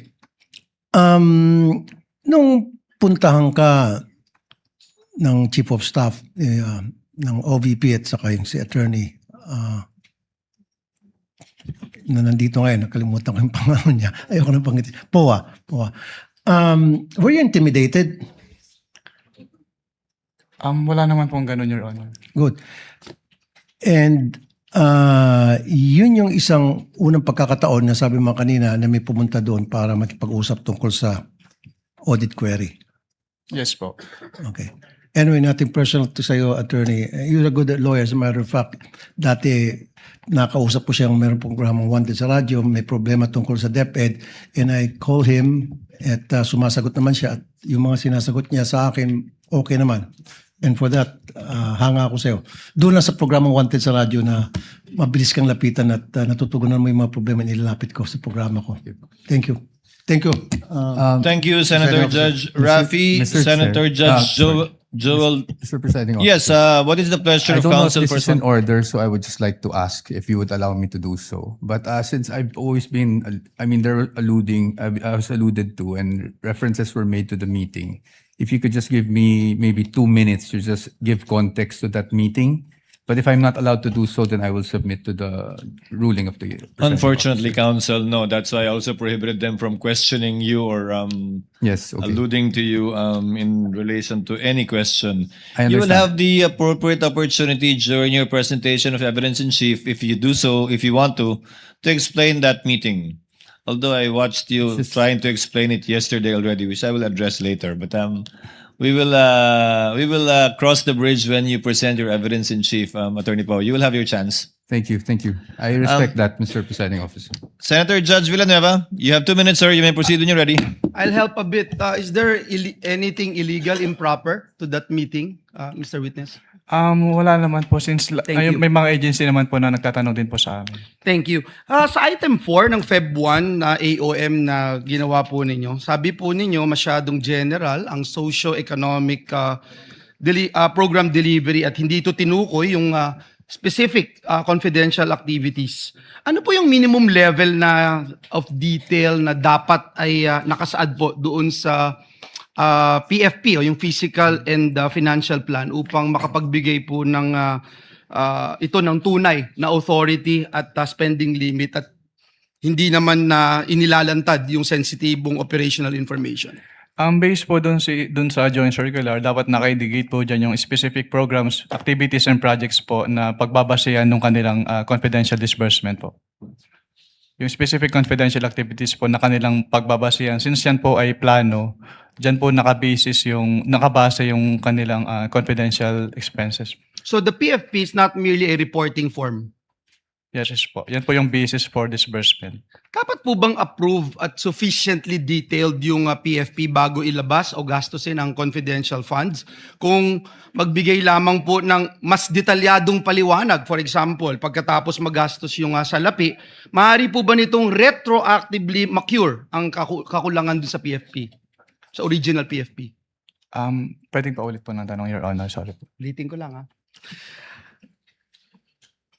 Dapat po bang approve at sufficiently detailed na yung PFP bago ito ilabas o gastusin ang confidential funds? At kung nagbigay po sa pagkakataong ito ng mas detalyadong paliwanag pagkatapos magastos yung salapi, maaari po ba nitong retroactively ma-cure ang kakulangan sa original PFP? Maaari po, Your Honor. So maku-cure siya. Ngunit hindi ito nagawa. Kaya po natuloy yung AOM, kaya natuloy dun sa NS. Yes po. Nabanggit po ninyo na limitado yung space sa accomplishment report, kaya hindi po maipaliwanag ng ahensya kung ano talaga yung bawat purchase o expense. At dahil dito, tama po ba na hindi dapat ibase lamang ng COA yung kanilang findings doon sa broad labels lamang at kailangan suriin muna ang bawat transaksyon at supporting document? Yes po, Your Honor. Doon po sa 82 million na medical and food aid, 20 million na incentives of traveling. Sinuri po ba ng COA ang bawat purchase at payment? Alin po dito yung supported at allowable sa ilalim ng item 4.8 at alin naman po ang unsupported o hindi allowable? Ang pinagbasehan po namin ng findings yan is yung sinamit po nilang documentary evidence of payments po. Doon po namin in-evaluate if compliant ba yung si OBP dun sa requirements ng Joint Circular. At alin po yung supported at allowable at yung hindi? Ang wala pong data as of this moment po. So you agree, sir, yung broad labels ng medical and food incentives do not by themselves show the nature. May apologies, Your Honor, pero yung sinabi niyo po pala na provision of medical and food data, yung payment of incentives or traveling are per se, hindi po siya among the allowable expenses po. Yun yung tanong ko. Under Thank you. 4.8. Paki-explain nga po pa. Dahil yung enumeration po under 4.8 na allowable expenses ay exclusive po. So kapag hindi po kasama doon yung kanilang expenditure, hindi na po siya allowed as confidential expenses po. So yung limited space in the accomplishment report may result in incomplete or overly broad descriptions. Would you agree? Yes po. Kaya yung relevant question, Mr. President, is not whether the entire category was allowable or disallowable. The COA should be able to identify, at nabanggit po ng witness natin, to identify the specific transactions and amounts that were supported, unsupported, or outside the allowable purposes. Yes Tama po. po yun. Yes po. Magwawakas lang po ako, Mr. Presiding Officer, by saying, again, and I pounded this a while ago, importante na may independent, verifiable powers ang COA, hindi lamang dun sa documents na sinesend po sa kanila. Just to share my experience when I was in TESDA, dun sa, before the AOM came out, yung pong scholar, for instance, tinawagan po yung scholar, hindi ho makontak, nagpalit ho ng telephone number. Sabi, ghost na agad. So, ang hirap po nun. But dun sa AOM, na-approve, kaya hindi nag-issue ng notice of suspension because natuntun yung scholar. So I hope that is very clear and would help our Commission on Audit in doing their job more efficiently. Thank you very much, Mr. Witness. Thank you, Mr. Presiding Officer. Senator Judge Lacson, for his interjections, you may proceed when you're ready, sir. You have 2 minutes. Within 2 minutes. Thereafter, Mr. Senator Presiding Officer. Judge Padilla. What is your level or security clearance level? Top secret being the highest, access sa documents saka information, restricted being the lowest. Meron ka ba security clearance na grant o na-issue para sa'yo? Wala naman. Well, you know, I assume na mataas yung security clearance mo kasi ang hinahawakan mo, ino-audit mo, confidential information, confidential funds, di ba? Yes po, Your Honor. So I wonder why wala ka security clearance. Kasi paano ka mag-audit? Kasi pag may intelligence project, naka-vault yan eh. Lahat ng aliases, yun ang nakalabas. Pero yung tunay na identities corresponding to the aliases, naka-vault. Pag declassified na, terminated na yung program, yung activity o yung project, intelligence project, pwede na ilabas yun kasi declassified na yun. So kung wala kang security clearance, paano ma-access? Yung tulad na sinabi ni Senator Subiri, quarterly, nagpapadala sa Senate President, Speaker of the House, ng intelligence and confidence. Paano ginastos? Kasi may oversight powers kami, di ba? So, paano ka makakapag-audit properly kung hindi mo alam yung nature ng intelligence project or operation? Kaya kanina tinatanong ko, yung bang evidence of success per activity, ano ba, after surveillance report. And mind you, you cannot call it successful kung negative yung surveillance. Wala nakita eh, pero gumastos ng pera yon. So would you consider that another topic as a success or evidence of success, maski negative yung resulta ng intelligence information gathering, operation or activity, or yung after surveillance report. So kung walang result, negative, ano yun, hindi successful, hindi pwedeng i-clear. Nakalagay po kasi yung nature ng item is payment of reward. So dapat No. Pagka kasi nag-acknowledgement receipt, no? Halimbawa, bumiyahe, meron ding informant yung informant, ginasusan, o bumili ng sigarilyo sa sari-sari store, nagkape, kasi kausap yung informant. Wala ka makitang... Oh, thank you, Mr. President. Kindly wind up, Senator Lacson. Pati ako nabitin eh. You may just respond na lang. We'll wait for your answer. Ay, sorry po. pwedeng pa ulit. Ulitin ko hindi lahat ng after surveillance report successful. Negative wala nakita, pero gumastos. Oh.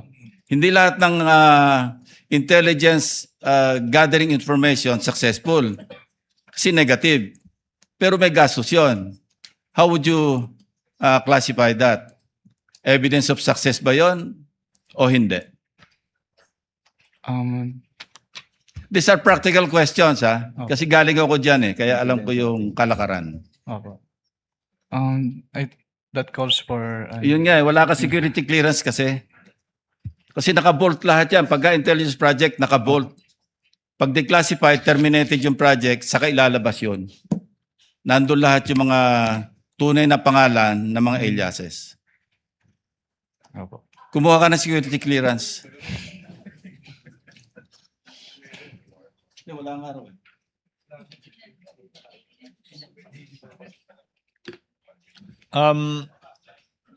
Next to interject would be Senator Judge Padilla. You may proceed when you're ready, sir. You have 2 minutes.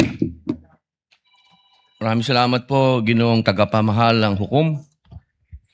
Susundan ko lang po yung mga tanong ko kanina, kabayan, Nueva Okay. Ecija. Opo. Yung una pong check, And you said earlier that ngayon ikaw ay state auditor na ng COA, ICFAO. Intelligence and Confidential Funds Audit Office, correct? Opo. Okay. Can you tell us, before you became state auditor to this current position, meron ka bang ibang position sa COA? Wala na po akong naging ibang posisyon sa COA. And when did you start therefore? You're being a state auditor of the COA, ICFAO. Nagsimula po ako noong August 26, 2014. August 26, 2014. Okay. Opo. Just to remind us all, ano ba ang functions nung COA ICFAO? Ang COA ICFAO po ay office under the Office of the Chairperson na nagtitake charge po sa audit ng intelligence and confidential funds ng mga government agencies po. Okay. And what are these government agencies that you have audited? Ang mga na-audit ko po is mga local government units, government-owned and controlled corporations, at saka po mga national government agencies na kasama po dito ang Office of the Vice President at Department of Education. When you say Office of the Vice President, who? Which Vice President specifically during your term, during your current position from 2014 to the present, which Vice President have you audited in terms of confidential funds? Nung magsimula po ako sa COA, sa ICFAO, ang na-audit ko lang po na liquidation documents ng Office of the Vice President ay kay Vice President Sara Duterte. Bakit siya lang, Madam Witness? Dahil nga po from 2014 hanggang sa ngayon po, yung naisubmit po sa amin na liquidation documents is sa confidential fund po ni VP Sara. Okay. Mga sinubmit sa inyo? Opo. You also mentioned na nag-audit ka sa Office of the DepEd, Department of Education. Sino-sino mga secretaries ng DepEd ang na-audit mo para sa confidential funds?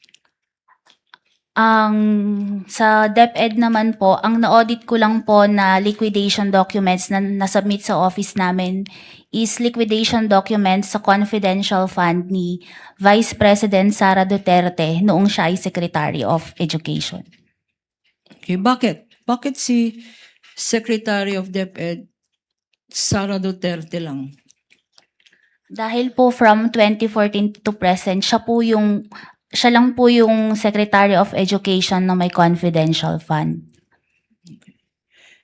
Let's go now to your current function as State Auditor of the COA ICFAO. And you started when, Madam Witness? Kailan ka nag-umpisa dito? August 26, 2014 po. Malalam ba? Sino ang sinundan mo sa position na ito? Pwede pong pakiulit yung tanong? You started with this office in August. Opo, tama po. And when you started in August, were there any liquidation documents of the Office of the Vice President and the DepEd in that office? Yes po, meron po. And did you evaluate them? Nung umalis po si Mr. Wamil, ako na po ang nagpatuloy ng audit ng mga liquidation documents po ng Office of the Vice President at Department of Education po. Okay. And pag sinabi mong audit, anong klaseng audit ang ginawa mo or ang ginagawa ng office mo? Ang audit po na ginagawa ng aming opisina ay post-audit po. Tell us again, what is a post-audit? Sa post-audit po na ito, natapos na po yung transaksyon at paggastos ng pondo. Doon na po kami mag-audit. Pag natapos na po ang transaksyon at paggastos ng pondo. Natapos na yung transaction, nagastos na yung pera, ino-audit nyo. Anong ino-audit nyo? Ang ino-audit po namin is yung utilization ng confidential and intelligence fund. Okay. Ngayon, what were these documents that Mr. Wamil left and which you took over with? Bale po, iniwan po niya sa akin ang mga documents ng OBP for the periods December 21 to 31, 2022. Kasama na rin po ang first to third quarters ng 2023.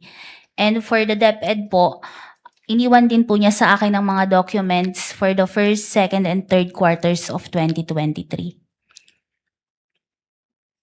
Showing to you, Madam Witness, a tabulation.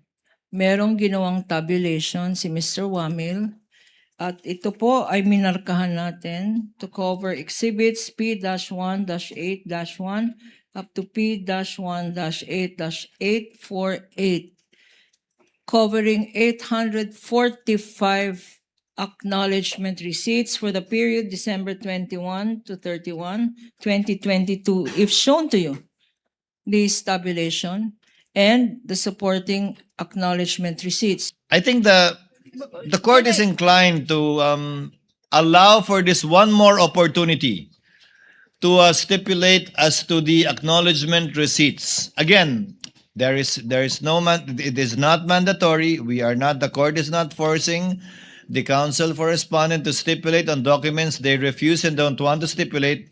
But since you have your own copies of ARs, and since the issue pertains to the chain of custody, after you submitted it to the COA, then the court would like to afford you the opportunity to compare it.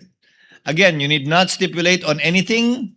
You don't have to stipulate on a single one, but the court would rather give one more chance or one more time to try to do this, to save on the court's time, without prejudice. Again, to the respondent or counsel for respondent saying that they refuse to stipulate because they are different from the copies that they have. Counsel? Yes, Your Honor. Actually, we will agree to that proposal, Your Honor, but we provided, Your Honor, that we will not be forced to stipulate that the ARs are authentic, etc. And then the date and time, Your Honor, shall be mutually agreed upon by the parties. Of course. Of course, Your Honor. I think Of course, the date and time should be mutually agreed upon between Thursday and Friday. Your Honor, please, you asked for it. Because Your insofar Honor, as please. this witness is concerned, give me one date on one time slot on Thursday and Friday, which you can agree on after we adjourn. Your Honor, please, if I may add as well. In the marking of these exhibits, Your Honor, before the Honorable Clerk of Court, each acknowledgement receipt had 3 signatures. The signature of the Clerk of Court, the signature of one of the representatives for the prosecution, and the signature of the defense counsel, Your Honor. 3 signatures per document. And now they still want, they had signed each of these acknowledgement receipts, Your Honor. That's number 1. Number 2, Your Honor, perhaps to restore a level of trust on the side of the defense, maybe we can even use their own documents. If they do not trust the prosecution's documents or photocopies of the prosecution's documents, then we will use their documents, Your Honor, because we are certain that their documents is the same as our documents. Let's use the defense documents, Your Honor. Then they will not say, we do not trust these documents because it is their own defense documents. Maybe that will solve the problem of this court. We will use your documents, counsel. Will you still question using your own documents? Will you still question the authenticity of your own documents? Of course not, Your Honor. Okay, Of then course not, maybe that counsel. is But a possible solution, Your Honor. Let us use the defense documents instead of the prosecution documents. Para wag na tayong mag-compare. Thursday, Friday, manonood pa ako ng Odyssey. I'm sorry, Counsel. The presiding officer was not yet elected during the pretrial. Hence, I did not know what went on during the pretrial. Apparently, the respondent or counsel for respondent has a different purpose and or intention with respect to the ARs from that of the prosecutor. Therefore, that's why they refused a common marking on the same AR. Yes, Your Honor. Is that correct? So they have their own set of ARs, and you have your own set of ARs that was marked during pretrial, correct, counsels? that is correct, Your Honor. Now, all that the court is asking is for an opportunity to be had by the parties once more to compare your respective marked ARs to be able to distinguish and find out if indeed they are the same or not, regardless of whatever purpose or theory each party may have with respect to presenting the ARs, given that they are common exhibits. We will not touch into that, counsel for respondents. So your concern with respect to authenticity and purpose will not be touched on. Only insofar as that it is the same AR that you received, it is the same AR that you sent to the COA, that you also have a copy of, that they are presenting. And insofar as ARs that you did not send COA or did not come from you, then you can point that out too, as the case may be or as may be appropriate. Again, without any pressure nor any mandate from the court for you to stipulate on all, just the opportunity to do so. Kindly agree on a date, counsels, on a time rather, between Monday and Thursday. If that is not possible, then we will continue as we have this afternoon.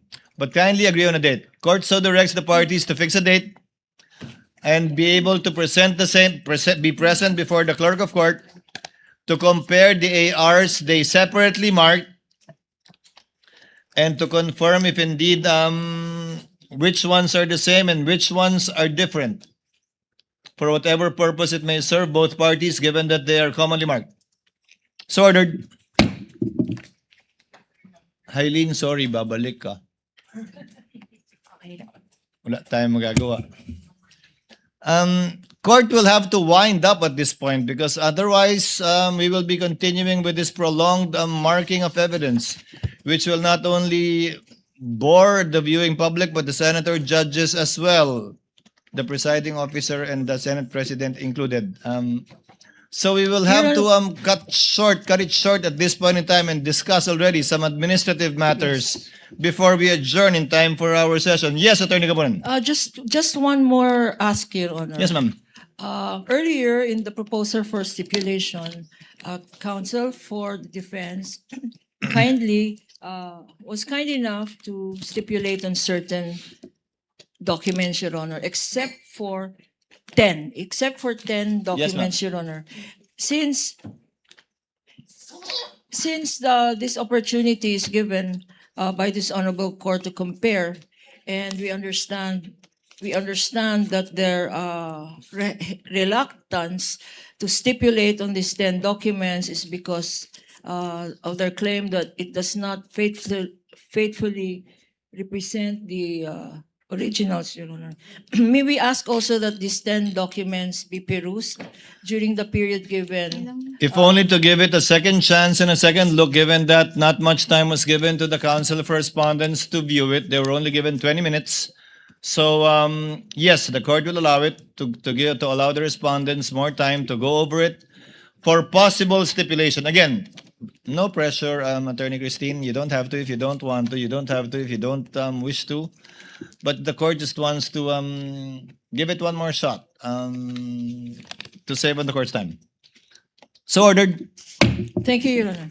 Now, before the court makes a ruling on the motion for judicial notice, the court promised to hear and listen to the counsel for respondents either in writing or orally. I have been informed by the clerk that no responsive pleading was given by the counsel for the respondents. So I guess you will be Your Honor, please. orally arguing the motion If I may, Your Honor, please. beforehand. I guess you will be orally arguing on the motion for judicial notice, counsel? Attorney Christine? We are ready, Your Honor. Your Honor, Again, please. just to hear your side. Yes, Attorney Kapunan. At this juncture, Your Honor, I respectfully turn over to our public prosecutor and head public prosecutor, Chairman Jinky. Yes, thank you, Honorable Luistro. Before I recognize you, Ma'am Hailin, you are excused. Sorry po. You are excused, but you are ordered without need for the issuance of another subpoena to appear once again before this court on August 10 and 11. 10, so in open court, you are directed to appear here once again on August 10. We will be issuing another subpoena should we require your presence again on August 11 onwards. Do you understand, ma'am? Yes po, Your Honor. So magpapakita po kayo sa Lunes uli nang wala ng subpoena. Yes po, Your Honor. Salamat po. You're excused, ma'am, and thank you for your presence and cooperation this afternoon and your patience. Now, this won't be oral arguments. The court, the chair just wanted to hear from the counsel for respondents. So really, this will not be oral arguments between the parties. Yes, what is the position of the counsel for respondent insofar as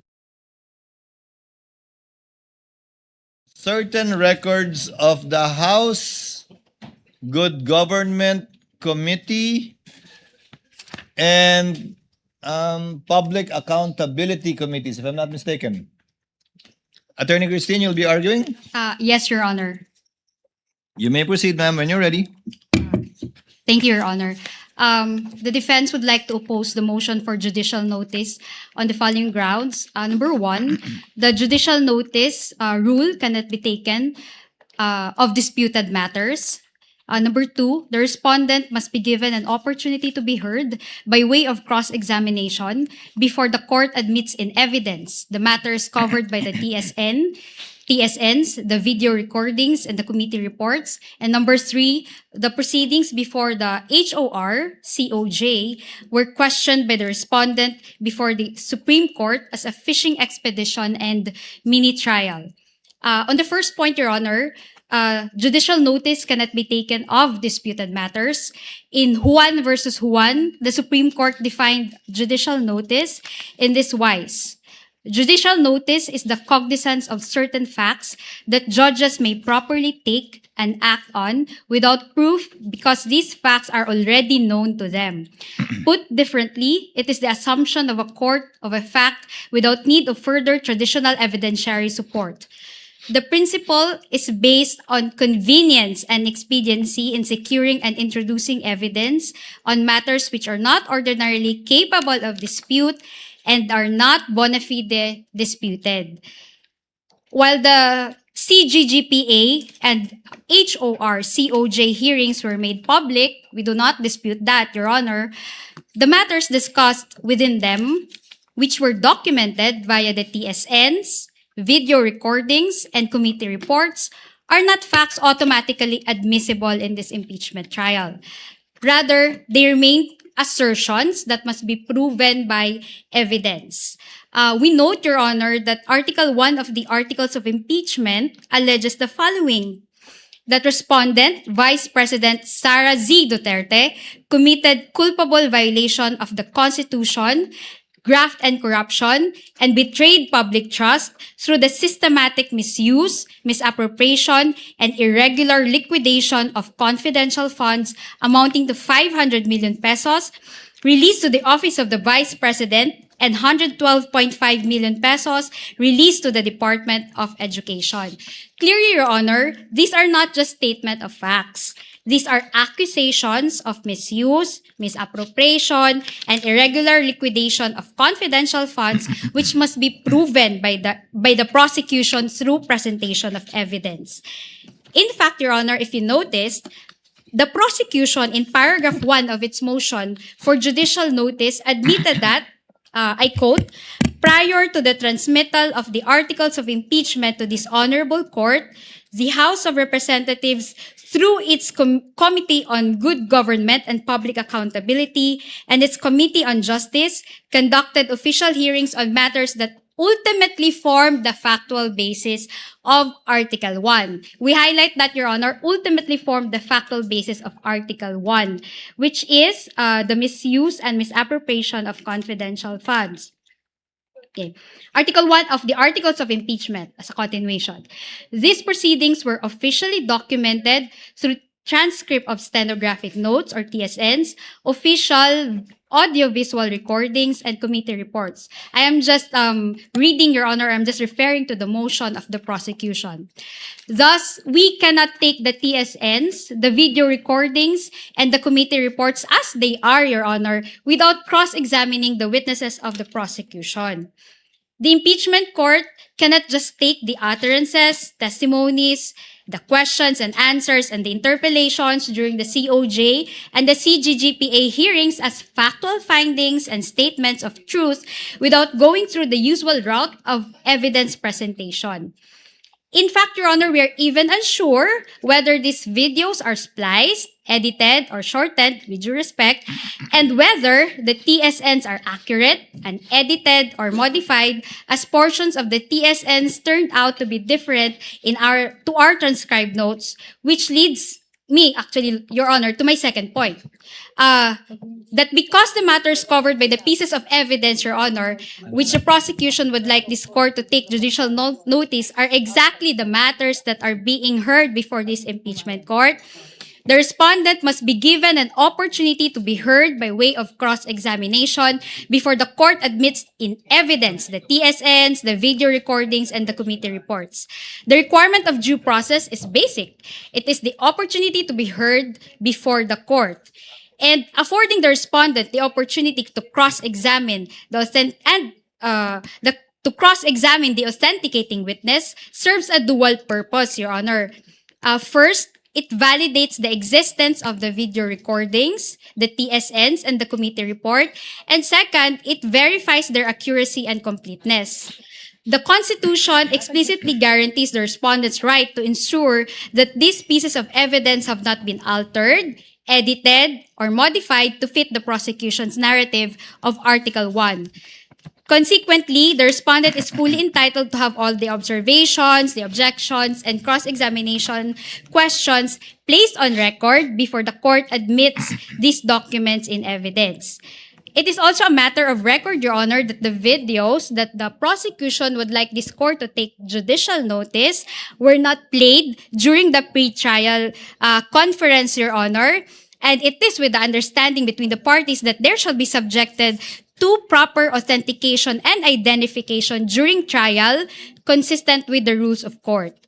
And third, the respondent has directly challenged the House of Representatives Committee on Justice proceedings before the Supreme Court, Your Honor, characterizing them as a mere fishing expedition and an unauthorized mini trial, Your Honor. Consequently, the respondent declined to participate in these proceedings, maintaining that the HOR-COJ lacks the jurisdiction to conduct these trials. Under Article 9, Section 3, Paragraph 6 of the Constitution, the respondent submits that exclusive power and authority is vested solely with or in the Senate, Your Honor. That's why a petition for certiorari and prohibition was filed by the respondent before the Supreme Court. So we cannot stipulate, Your Honor, on the matters that were taken up in a proceeding that the respondent challenged before the Supreme Court. But crucially, Your Honor, the petition pending before the Supreme Court challenges the proceedings before the HOR-COJ only and not the actions of the Honorable Impeachment Court. This distinction, however, does not preclude any future legal challenges against actions that this court may take while sitting as an impeachment court. The respondent, Your Honor, was consistent in her position, Your Honor. In fact, in a letter dated March 24, 2026, the respondent through counsel informed the HOR-COJ that she cannot attend the mini trial and the fishing expedition being done by the said committee because of the committee's apparent lack of authority under the Constitution. The closing paragraphs of the letter state, and I will read the closing paragraphs for the record. In light of this, while the invitation for the respondent and counsel to participate in the committee's mini trial is well noted, we cannot, however, do so at this point on the ground that the committee and/or the HOR, as well as any of its members, lack jurisdiction to conduct any form of trial or exercise any of its incidents. Absent such jurisdiction, any attempt to proceed in the nature of any form of trial or invoke powers ancillary to it is unconstitutional. Consequently, the respondent puts on record her objection to any requests, motions, or similar efforts aimed at obtaining or fishing for supposed evidence through processes that necessarily presuppose the existence of lawful authority and jurisdiction under the Constitution, which in this case is absent. As timely stated in the appearance and consolidated answer, both made ad cotellam, the respondent does not waive any jurisdictional or other objections she has to these proceedings, nor her right to seek the appropriate legal remedies. Nonetheless, she is prepared to meet the charges against her in proper jurisdiction. And because of that, Your Honor, the court must decline to take judicial notice because the very validity and authority of the House of Representatives COJ proceedings are currently challenged before the Supreme Court. Now, on closing, Your Honor, on its face, actually, the motion may look like a plea for this honorable court to take judicial notice of the purported official legislative acts described by the prosecution. However, Your Honor, if you really examine the motion, Your Honor, in reality, however, the motion is actually akin to a public prosecutor, the House of Representatives, asking the criminal court, here the impeachment court, to take judicial notice of the complaint that was filed before the fiscal, here the HOR-COJ, and all matters related thereto, including those that transpired during the preliminary investigation without the need for presenting witnesses in court. That is actually what the prosecution is doing in our view, Your Honor. Dahil ang mga pandinig na ito sa House of Representatives ay siya mismong paksa ng paglilitis ng hukumang ito, at ayon mismo sa prosecution, those hearings became the factual basis for Article 1 of the Articles of Impeachment. Nararapat lamang po na ang mga TSNs video recordings at committee reports na naglalaman ng mga tanong ng kongresista, pati na ang mga pahayag at sagot ng mga testigo ay patunayan ng prosecution sa pamamagitan ng pagpresenta ng testigo upang magpatunay sa katotohanan ng mga ito. In closing, Your Honor, would like to quote the Supreme Court in Juan versus Juan. The Supreme Court said, the article in the website cited by the RTC patently lacks a requisite for it to be of judicial notice to the court because such article is not well and authoritatively settled and is doubtful or uncertain. It must be remembered that some articles appearing in the internet or the websites are easily edited and their sources are unverifiable. Thus, sole reliance on those articles is greatly discouraged. The defense opposes the motion, Your Honor, on identical grounds. Salamat po. Again, these are not all arguments, counsel. Chair had anticipated the position of the counsel for respondent. In fact, Chair would like to clarify. The Juan versus Juan case is the Lavandera Co case, right? Yes, Your Honor. Ito yung Lavandera Co na kumpanya na nireklamo violating copyright standards. Hindi ba na nag-judicial notice yung korte sa isang internet website na may copyright o yan? Tama po. That is the case. Okay, Chair will now make his ruling. First, with respect to the motion to set the conference for marking objected to by respondents insofar as number 3 is concerned. P4-35 to P4-35B, but did not object to the others. So the request for transfer of markings this afternoon, insofar as the unobjected portions are granted, insofar as the objected portions are concerned, Chair will make a ruling. We will furnish the respondent and the prosecution with the written copy of the ruling through the journal of this court. The Chair will now resolve the panel of prosecutors' motion to set the conference for the transfer of exhibit markings, particularly on exhibits P-4-35 to P-4-35A and P-4-35B, which refer to the portions of the purported affidavit of Arturo Las Cañas. And after considering the objections of the chair of the respondent, the objection is hereby denied subject to the following guidelines and reasonings. Section 34, Rule 132 of the Rules of Court provide, the court shall consider no evidence which has not been presented or formally offered. The purpose for which the evidence is offered must be specified. Accordingly, the marking, identification, or authentication of a document does not mean that the document has been formally offered or admitted for the purpose it was so stated. The physical transfer of an exhibit, designation from a provisional copy to its corresponding original or certified true copy is even more limited. It is a mechanical and ministerial act intended only to maintain the orderly identification of the court's records. The respondent is not prejudiced by this transfer.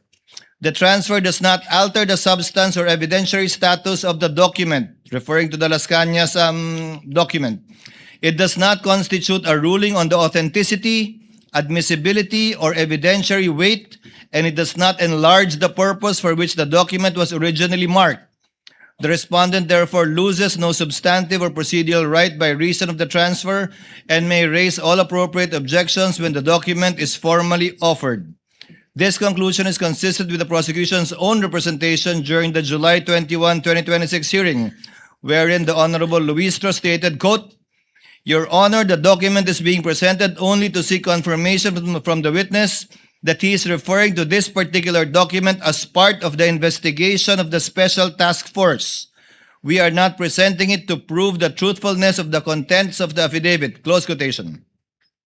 The chair likewise previously ruled, quote, "Again, this is only as to the fact that this is what the NBI used in their open investigation and coming up with their findings, not as to the truth of the statements being read by Director Matibag." Close quotation. The chair further clarified on even date, July 21, 2026, the chair will cut short any further identifications of the witness in regard to this affidavit. This is only as to the fact that Las Cañas executed a document that they used in their open source investigation, not as to the truth of what was said. The limitations remain controlling even after the transfer of the marking of this exhibit to a certified true copy. Exhibits P-4-35, -35A, and -35B remain merely independently relevant statements only to establish that the document came to the attention of and was used by the NBI in its investigation. It may not be used as proof of the truth of the allegations stated therein. As stated in Espinelli versus People, GR number 179-535, dated 6/9/14, when the relevant fact is merely that a statement was made, the hearsay rule does not bar proof of that fact, regardless of the statement's truth or falsity. Finally, the transfer of the markings does not cure the defects already placed on the record. The purported affidavit remains unsigned, unnotarized, and not made under oath, with no witness having attested to its execution and truth of its contents. The contents of the affidavit at this time remain hearsay, the transfer of the markings notwithstanding to a certified true copy of that document. Accordingly, the clerk of the impeachment court is directed to set the requested conference as requested, I think, this afternoon, if I'm not mistaken, at 4 p.m. Now, on the motion for judicial notice, the chair will make a ruling, will grant the motion with a reminder, a stern reminder and warning. The court acting on the motion for judicial notice dated August 3, seeking judicial notice of the existence and official character of the hearings and the corresponding transcripts, audiovisual recordings, and the committee report identified therein. Section 1, Rule 129 of the rules provide, a court shall take judicial notice without need of the introduction of evidence of legislative, executive, and judicial departments of the National Government of the Philippines.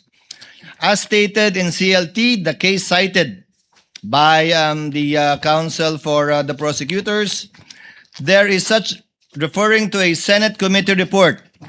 The court took judicial notice of the Senate committee report, but only as to the existence of the committee report and not as to the content and truth of what was stated in the committee report.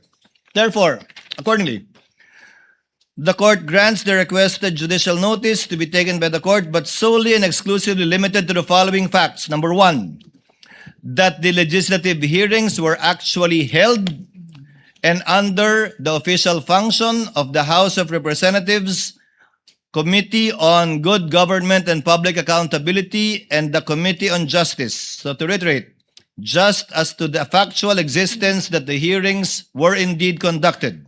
Number two, that the corresponding transcripts, official, audiovisual recordings, and committee report exist as official records of the proceedings and in a separate rule, therefore enjoy the regularity of official proceedings absent contrary proof that there is either fraud, falsity, or inaccuracy, and therefore which will overcome the presumption of regularity. With a warning, having granted the motion only within the foregoing limits, the chair now states in unmistakable terms the precise effect of this ruling and reminds the prosecution, and should the time come, also the respondent, if they happen to cross this line also, Rule 129 is captioned, what need not be proved. Therefore, the court states with precision what the prosecution need not prove, only with respect to those two things. Nothing else is judicially admitted or established. The prosecution is therefore expressly, it says warned here, but I would rather say reminded, that judicial notice shall not be used as a vehicle to place into the record substantive contents of the transcripts, recordings, or committee report. It is not a substitute for the presentation and formal offer of competent evidence, nor does it dispense with the applicable rules on authentication, hearsay, relevance, and the right of the respondent to object and confront the evidence presented against her.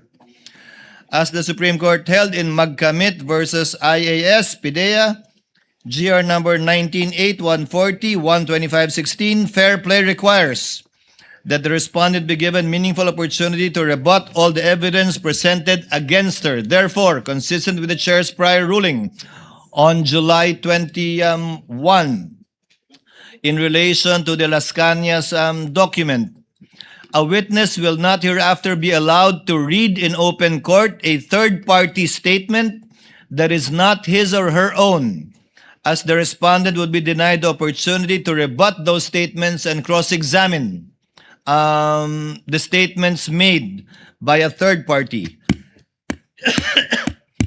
Again, to reiterate, the court does not take judicial notice of the truth of any statement made during the hearings, the correctness of any factual allegation, or the validity of any finding or conclusion in the committee report.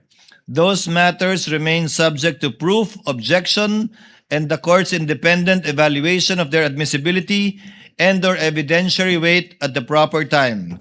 The prosecution shall not represent expressly or impliedly that this ruling establishes the truth of any matter contained in the identified records.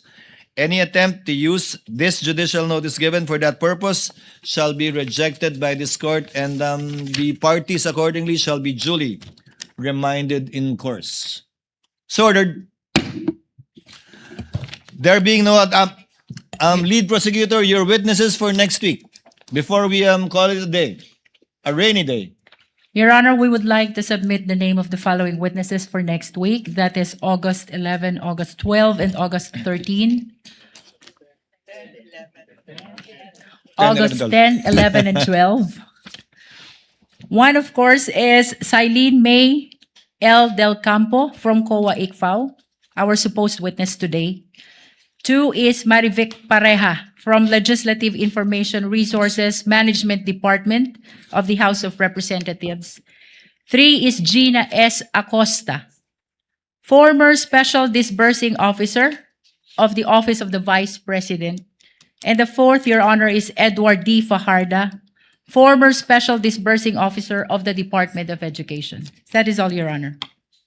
Let the corresponding subpoenas requested ad testificandum and/or ducis tecum, as the case may be, issued to the aforementioned witnesses for the dates and times given and requested by the lead prosecutor for the impeachment trial next week. Again, counsel, just a reminder, if you will be having documents that you would want opposing counsel to stipulate on, kindly give them a copy at least a day before so that they can already manifest in open court their agreement or disagreement with the proposed stipulation.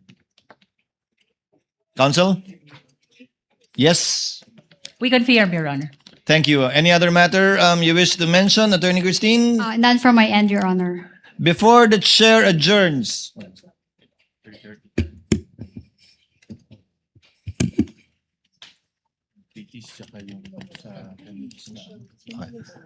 there being no other business to be taken up by the impeachment court at this time, the trial is hereby adjourned until 10 a.m. of Monday, August 10, 2026.